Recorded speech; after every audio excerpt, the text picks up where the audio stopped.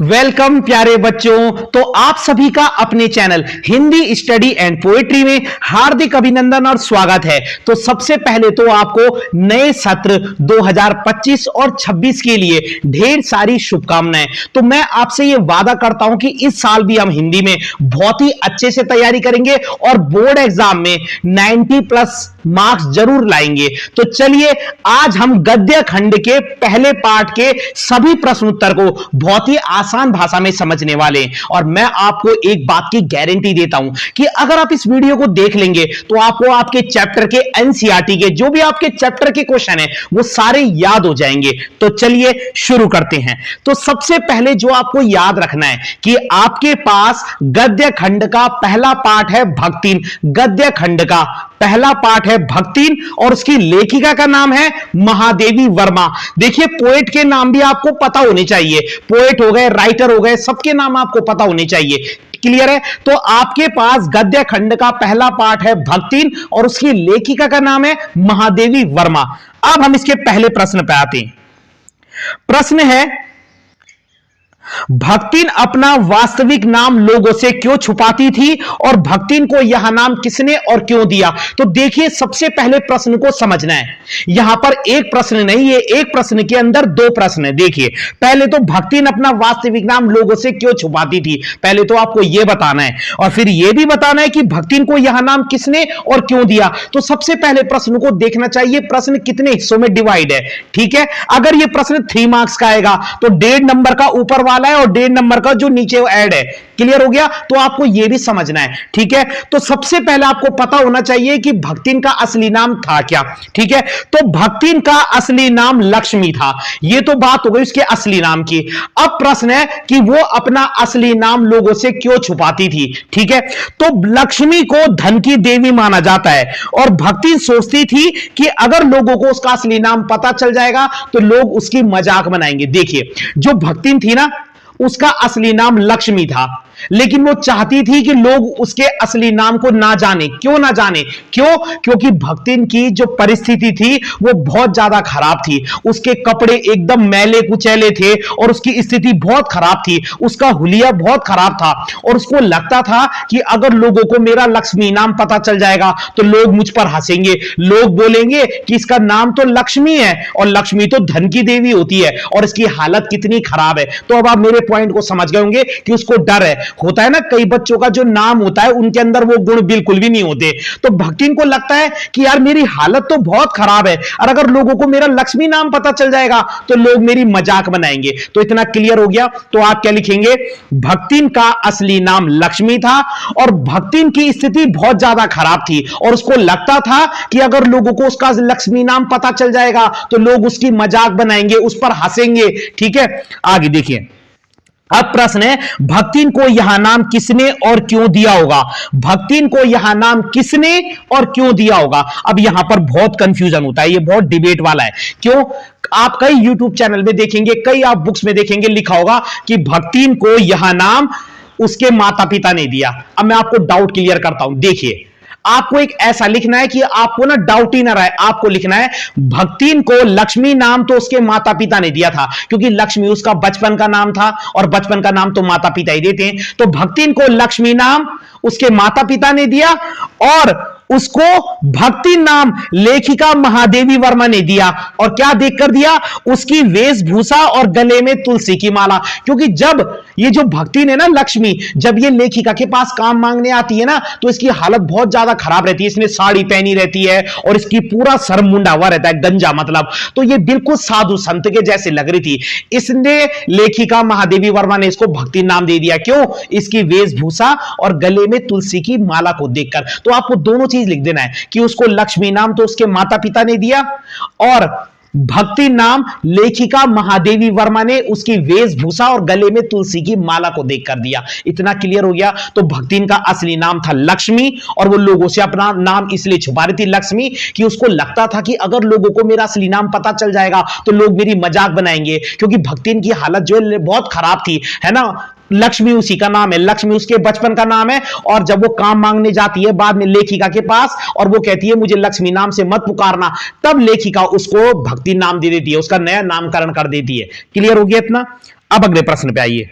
अगला प्रश्न है, दो कन्या रत्न पैदा करने पर भी भक्तिन पुत्र महिमा में अंधी अपनी जिठानियों द्वारा घृणा व उपेक्षा का शिकार बनी। जब भक्तिन की लगातार लड़कियां होती है ना, तो उसकी जो जिठानियां थी ना, वो उससे चिढ़ने लग जाती हैं, है ना, क्योंकि उसकी जिठानियों के लड़के थे घर में, मतलब उसकी जो जिठानियां थी उनके तो अपने लड़के थे, और भक्तिन की लगातार जब लड़कियां हो गई ना, तो उसकी जिठानियां उस पर अत्याचार करने लगी, है ना, मतलब घर का सारा काम बेचारी वो भक्तिन करती थी। भक्तिन बोलो या लक्ष्मी बोलो, एक ही बात है, घर का सारा काम वो भक्तिन कर रही है और उसकी लड़कियां कर रही है, और उसकी जिठानियां आराम से रहती थी, उनके लड़के आराम से रहते थे, उनको अच्छा खाना मिलता था, और बेचारी भक्तिन और उसकी बेटियों को जो है मतलब ज्यादा अच्छा खाना नहीं मिलता था, उनको मोटा अनाज मिलता था खाने के लिए, और उनको दूध मलाई जो है उसकी जिठानी और उसके लड़कों को मिलती थी। तो यही है, तो भक्तिन जो है जब उसकी लगातार लड़कियां हुई ना, तो वो जो है अपनी जिठानियों की घृणा और नफरत का शिकार बनी। ऐसी घटनाओं से यह धारणा बनती है कि स्त्री स्त्री की दुश्मन होती है। क्या आप इस बात से सहमत हैं कि स्त्री स्त्री की दुश्मन होती है? तो हमने इस चैप्टर के हिसाब से बताना है इसका आंसर, तो आप लिखेंगे हां मैं इस बात से सहमत हूं, क्योंकि आप हां आंसर देंगे और उसका रीजन भी देंगे चैप्टर के हिसाब से। आप लिखेंगे हां मैं इस बात से सहमत हूं, क्योंकि पहला, घर का सारा काम भक्तिन और उसकी बेटियां करती थी। कितना सिंपल है, घर का सारा काम भक्तिन और उसकी बेटियां करती थी। दूसरा, उसकी जिठानियां और उनके लड़के आराम से रहते थे। तीसरा, भक्तिन और उसकी बेटियों को अच्छा खाना नहीं मिलता था। चौथा, भक्तिन की जिठानियों और उनके लड़कों को बहुत ही अच्छा खाना मिलता था। और लास्ट में लिख देना, स्त्री भूल जाती है कि वो भी कभी किसी की बेटी थी। ये कोटेशन है, मतलब एक औरत भूल जाती है कि वो भी कभी किसी की बेटी थी। ठीक है, तो आप लिखेंगे हां मैं इस बात से सहमत हूं। किस बात से? कि स्त्री स्त्री की दुश्मन होती है। तो आप चैप्टर के हिसाब से बताएंगे कि हां मैं इस बात से सहमत हूं। क्यों? क्योंकि घर का सारा काम भक्तिन और उसकी बेटी करती हैं, है ना, और उसकी जिठानियां और उनके लड़के आराम से रहते हैं, घूमते रहते हैं, और भक्तिन और उसकी बेटियों को अच्छा खाना भी नहीं मिलता था, और उसकी जिठानियों और उनके लड़कों को बहुत ही अच्छा खाना मिलता था। वो आराम से रहते थे, घर में उनका राजपाट था, वो कुछ नहीं करते थे, इधर उधर घूमते रहते थे, है ना। और आप लास्ट में कोट भी लिख देना कि स्त्री भूल जाती है, औरत भूल जाती है कि वो भी कभी किसी की बेटी थी। ठीक है, इसलिए हमें एक औरत को दूसरी औरत से कभी नफरत नहीं करनी चाहिए। ठीक है, अगला प्रश्न है, अब इसको भी समझो। भक्तिन की बेटी पर पंचायत द्वारा जबरन पति थोपा जाना यह एक दुर्घटना नहीं है, बल्कि स्त्री के अधिकारों का हनन है। ठीक है, तो आपने बताना है कैसे। अब देखियो क्या होता है, जो भक्तिन थी ना, उसकी बेटी को ना जबरदस्ती किसी लड़के से शादी करनी पड़ती है, पंचायत फैसला सुनाती है। जब आप ये चैप्टर पढ़ेंगे ना, ठीक है, तो आप समझेंगे कि क्या होता है कि जो उसकी जिठानियां वगैरह थी ना, जिठानियां जेठ, ये प्लानिंग प्लॉटिंग करके क्या करते हैं, एक लड़के को ना भक्तिन की बेटी के कमरे में भेज देते चुपके से, है ना, और भक्तिन की बेटी उस पर थप्पड़ भी मारती है। लेकिन बाहर ये लोग तमाशा कर देते कि अरे ये लड़का लड़की एक ही कमरे में मिले हैं, और गांव में तो आपको पता ही है कि पंचायत कहती है कि अगर ये एक साथ रहे तो इनको शादी करनी पड़ेगी, जबकि भक्तिन की बेटी की तो कोई गलती नहीं थी। तो वो प्रश्न यही कह रहे हैं कि जो भक्तिन की बेटी पर सॉरी, जो भक्तिन की बेटी पर जबरदस्ती पति थोपा गया पंचायत के द्वारा, क्या यह सही है? और यह सदियों से चली आ रही स्त्री के अधिकारों की हनन की बात हो रही है। बिल्कुल सही बात है। तो आप लिखेंगे पंचायत के गलत फैसले के कारण भक्तिन की बेटी पर जबरदस्ती पति थोपा गया और उसे जबरदस्ती किसी लड़के से शादी करनी पड़ी। समझो, पंचायत के गलत फैसले के कारण, पंचायत के गलत फैसले के कारण भक्तिन की बेटी पर जबरदस्ती पति थोपा जाता है और उसको जबरदस्ती एक लड़के से शादी करनी पड़ती है जिससे वो शादी नहीं करना चाहती थी। उसके बाद लिखना, हमारे समाज में, अब ये तो आप अपने आप भी लिख सकते हो, हमारे समाज में स्त्री को पुरुष से कम समझा जाता है। वह अपनी इच्छा से विवाह भी नहीं कर सकती है, और अगर वो ऐसा करती है तो लोग, समाज और उसके परिवार वाले भी उसके दुश्मन बन जाते हैं, जो कि बिल्कुल भी सही नहीं है। वो यही तो कह रहे हैं कि सदियों से चली आ रही स्त्रियों के अधिकारों का हनन नहीं है, मतलब कि उनको छूट नहीं दी जा रही है। वो अपनी मर्जी से विवाह नहीं कर सकती, अपनी मर्जी से काम नहीं कर सकती, अपनी मर्जी से इधर उधर नहीं जा सकती। अगर वो ऐसा करती है तो पूरा समाज उनका दुश्मन बन जाता है, उनके घर वाले उनसे बात करना बंद कर देते हैं। ठीक है, तो पंचायत ने जो फैसला सुनाया वो एकदम गलत है, और उसके रीजन क्या है? तो यही है उसके रीजन कि आज के समय में लड़कियां स्वतंत्र हैं, उन्हें अपनी मर्जी से काम करना चाहिए, वो लड़कों से किसी भी मामले में कम नहीं है। तो इस प्रश्न का आंसर आप अपने आप भी लिख सकते हैं एक्स्ट्रा।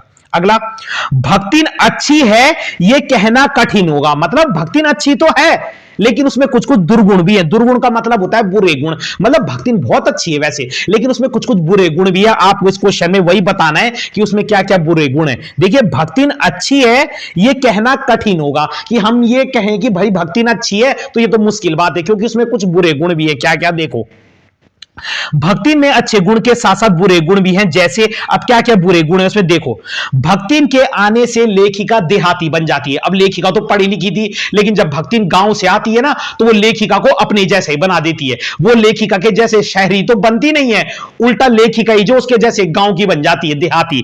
तो भक्तिन के आने से लेखिका देहाती बन गई। दूसरा, भक्तिन लेखिका की चीजों को छिपा कर रखती थी। भक्तिन की आदत थी वो चीजों को ना छिपा कर रखती थी। तीसरा, भक्तिन लेखिका की बातों का जवाब घुमा फिरा कर देती थी और वो लेखिका से बहस भी करती थी। और चौथा, भक्तिन पूर्ण रूप से खाना बनाना नहीं जानती थी, लेकिन वो लेखिका को झूठ बोलती है कि उसे अच्छे से खाना बनाना आता है। तो ये उसमें कुछ बुरे गुण है। क्या क्या? एक तो वो लेखिका की बातों का जवाब घुमा फिरा के देती है। दूसरा, वो लेखिका से बहस भी करती है। तीसरा, उसने लेखिका को देहाती बना दिया था अपने जैसे, और वो लेखिका की चीजों को छिपा कर रख देती थी। पांचवा, उसे खाना बनाना सही से नहीं आता था। ठीक है, तो ये सब उसमें बुरे गुण है। अगला, भक्तिन द्वारा शास्त्र के प्रश्न को सुविधा से सुलझा लेने का लेखिका ने क्या उदाहरण दिया है? इस प्रश्न को समझिए। मतलब भक्तिन से के सामने ना अगर तुम शास्त्रों की बातें करोगे ना कि अरे शास्त्र में ये कहा गया है, इस वेद में ये कहा गया है, तो वो हर बात का जवाब ना उल्टा देती थी। क्यों? क्योंकि वो पढ़ी लिखी तो थी नहीं, बहस करती थी। जैसे मैंने बोला भैंस के आगे बीन बजाना, तो जो मूर्ख होगा ना वो इसका मतलब ये समझेगा कि अरे कोई भैंस के आगे बीन बजा रहा है, जबकि ऐसा नहीं है। भैंस के आगे बीन बजाने का मतलब होता है कि किसी बेवकूफ के आगे तुम ज्ञान की बातें करो, तो वही वाली बात है। तो अगर भक्तिन के सामने कोई शास्त्रों की बात करता था ना कि शास्त्रों में यह कहा गया है, तो वो उसकी बात का जवाब फिर वैसे ही देती थी अनपढ़ लोगों की तरह। देखो तो वो क्या कहती है एक बार, तो बहुत सरल है। लेखिका ने एक बार कहा कि औरतों का सिर मुंडाना अच्छा नहीं होता। अब भक्तिन क्या करती थी ना, वो बार बार अपना सिर मुंडवा देती थी, मतलब वो गंजी हो जाती थी, है ना। तो लेखिका उससे कहती है भाई कि ये आदत सही नहीं है, औरतों का बिल्कुल सिर मुंडाना अच्छा नहीं होता, ये बिल्कुल अच्छी बात नहीं है औरतों का गंजी होना। तो देखो, लेखिका ने एक बार कहा कि औरतों का सिर मुंडाना अच्छा नहीं होता, तो भक्तिन ने जवाब दिया, तीरथ गए मुंडाए सिद्ध। भक्तिन कह रही कि भाई जो सिद्ध पुरुष होते हैं वो भी तो तीरथ जाकर सिर मुंडाते हैं। अरे तो वो तो सिद्ध पुरुष होते हैं ना। तो देखो भक्तिन हर बात का ऐसे जवाब देती थी।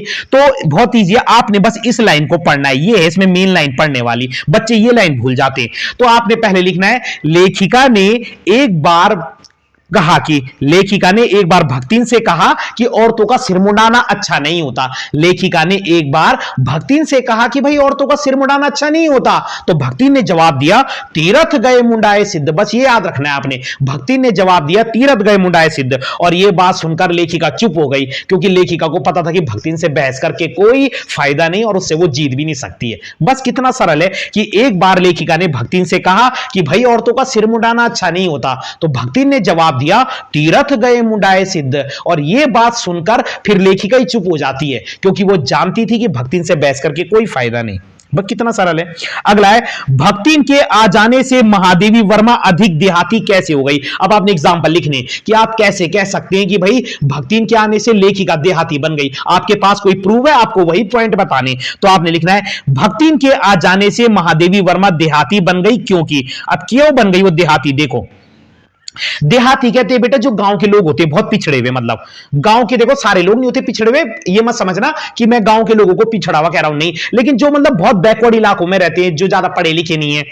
तो भक्तिन लेखिका को ज्वार की रोटी बनाकर देती थी। ये सब गांव की चीजें। वो प्रश्न पूछ रहे हैं कि भक्तिन ने लेखिका को कैसे देहाती बना दिया अपने जैसे। तो भक्तिन लेखिका को ज्वार की रोटी देती थी, आटे का हलवा देती थी, मकई का दलिया देती थी, है ना। और उसकी किसी भी बात को, मतलब क्या है, भक्तिन की किसी भी बात को क्या है, तो लेखिका जो है वो भक्तिन की किसी भी बात को मना नहीं कर पाती थी। और एक और पॉइंट लिख देना कि उसने लेखिका को अपने जैसे देहाती भाषा भी सिखा दी थी। तो ये 4-5 पॉइंट लिख देना कि ज्वार की रोटी देती थी वो लेखिका को, आटे का हलवा बनाकर देती थी, मकई का दलिया देती थी, है ना, और उसको उसने देहाती भाषा भी सिखा दी थी लेखिका को। और लेखिका बेचारी उसकी किसी बात को मना भी नहीं कर पाती थी। तो ये सारे पॉइंट है जिससे हम कह सकते हैं कि लेखिका भी भक्तिन के जैसे देहाती बनने लग गई। क्यों? क्योंकि वो ज्वार की रोटी खाने लग गई, आटे का हलवा खाने लग गई, मकई का दलिया खाने लग गई, है ना, और देहाती भाषा बोलने लग गई। बस। और अगला है, आलो अंधारी की नायिका बेबी हालदार। आपने चैप्टर ना बेटा 11th में पढ़ा होगा, 11th में वितान में 3rd लेसन है। आलो अंधारी की नायिका बेबी हालदार और भक्तिन में के व्यक्तित्व में आपको क्या सिमिलैरिटी नजर आती है? समानता का मतलब होता है सिमिलैरिटी और व्यक्तित्व का मतलब होता है पर्सनैलिटी। तो आपने 11th में जो वितान वाला चैप्टर पढ़ा था ना, बेबी हालदार जो नौकरानी थी और जिसकी मदद तातुश करते, तो जो नौकरानी होते हुए भी बहुत मतलब मेहनत करती है और बाद में वो बहुत बड़ी लेखिका बनती है। ऐसे ही भक्तिन और उसमें क्या सिमिलरिटी है, आपको दोनों में सिमिलर चीजें बतानी है। तो आप लिखेंगे दोनों के व्यक्तित्व में निम्नलिखित समानताएं। क्या क्या समानताएं? देखो, दोनों अपने मालिक के प्रति ईमानदार थी, बिल्कुल सही। दोनों के मालिक अच्छे दिल के थे। दोनों का जीवन दुखी था। दोनों नौकर होते हुए भी होनहार थी और दोनों को अपने लोगों ने सताया था। तो ये कुछ सिमिलैरिटी है दोनों में कि दोनों बहुत प्रतिभावान थी। प्रतिभावान माने टैलेंटेड। दोनों बहुत प्रतिभावान थी, दोनों बहुत ईमानदार थी, दोनों अपने मालिक से बहुत प्यार करती थी, दोनों को उनके परिवार वालों ने बहुत सताया था, दोनों ने जीवन में बहुत धोखा खाया, दोनों बहुत होनहार थी, दोनों अपने काम के प्रति ईमानदार थी, है ना, और दोनों अपने मालिक से बहुत प्रेम करती थी, दोनों के मालिक अच्छे दिल के थे। तो ये बहुत सारी सिमिलैरिटी है आलो अंधारी की नायिका बेबी हालदार और भक्तिन की पर्सनैलिटी में। ठीक है, तो इस चैप्टर के मेन क्वेश्चन है। तो ये जो ये पार्ट है ना, ये एक औरत के संघर्ष की कहानी है। ये भक्तिन के ये लक्ष्मी के भक्तिन बनने की कहानी है कि कैसे एक औरत जिसका नाम लक्ष्मी था वो बाद में भक्तिन बनती है। ठीक है, जो लक्ष्मी थी ना, लक्ष्मी देखो बेटा क्या होता है, बचपन में ना इसकी ना मां की डेथ हो जाती है, तो इसकी सौतेली मां इसको पालती है, तो सौतेली मां इसको ज्यादा अच्छा नहीं मानती थी, तो बाद में वो इसकी शादी जल्दी कर देते हैं। मतलब तो जब ये अपने ससुराल जाती है और इसकी लगातार लड़कियां होती है, तो उसके ससुराल वाले भी इसके साथ बुरा करने लगते हैं।